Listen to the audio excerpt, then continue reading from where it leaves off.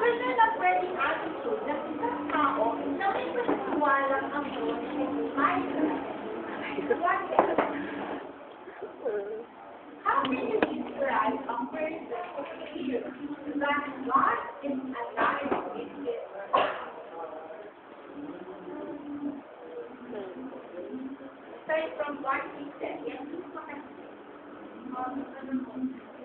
pwede po yung parang bawat ginagawa, inaakot mo muna kung tama kayo, sumakapit ka, makakasasama, or makakapit pa doon sa nakakarami. Kasi alam mo na alam mo yung tama. Okay, so if a person believes that there is God in his or her life, there is the direction in his or her life. Sabi mo kanina, i-consider mo, tama ba o mali ang gagawin ko? Bakit kailangan i-consider ng isang tao iniwala na ang Diyos ay buhay kung tama o mali ang gagawin? Because if you're going to put, you are actually leading your life to life eternal. But if you're going to do what is bad, then it's not about saying that you do not believe God, you can give out to your life. And what you are going to value your life, there's a life you have here. So you are going to enjoy this life in any way you want to. Okay? So for as long as you are happy with what you are doing, whether it is bad or good, you're going to go on with what you are doing. You need to believe there is no life in this alive and it is very good. Okay? What else? Yes. Shit. Sunatan ko ba?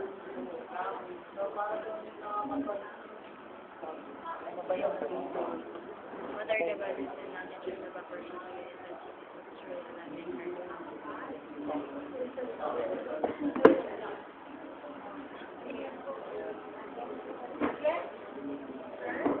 Ano po, siguro po kapag ang tao ay nagmamahal, kasi every time na nagmamahal ka ng kapwa mo, parang minamahal mo na rin si Jesus. At parang nag-symbolize yung Jesus as your, yung, ano nga, neighbor. Kasi every time po na nagmamahal tayo, dapat meron tayong trust at yung tiwala dun sa minamahal natin. So, I believe na truly alive kasi nagmamahal ako as a person. For as long as the person knows how to love other people, then that person is a person who believes that God is alive. Paano yun na? So, hanggang hindi natin kaya makamahal sa kakayan nag-restrict. Pero yung tao na dahil na lang ginagawa na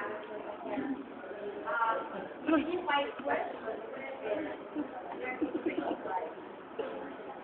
Kasi ang tao pala susunod ng galit, walang kuwako, tama. Tama? Walang kuwako, tama sa tao, puno lagi ng galit.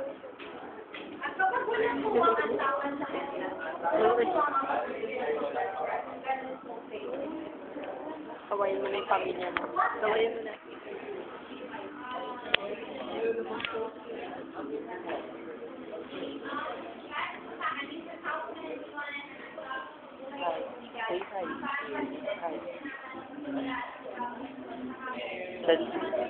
Selfie.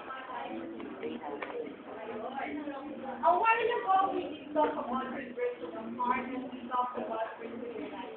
So, after di pa nagkakawakan, before there's two unfold perseverance in our life, it's the recent story. The recent life. Okay? Because if the person who believes that God is really alive, there is always a possibility, there is always another time, there is always another age, there is always another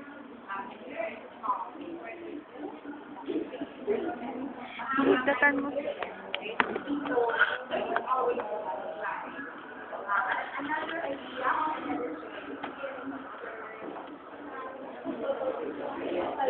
Meaning.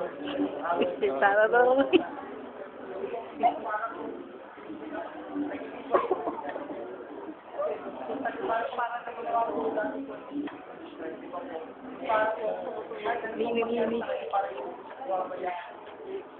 Sa taas. Para dito yung sa buhay ko natin. Whatever happens, wala. Yung para po, pag meron ka pinunta Mini. the word of God, para in our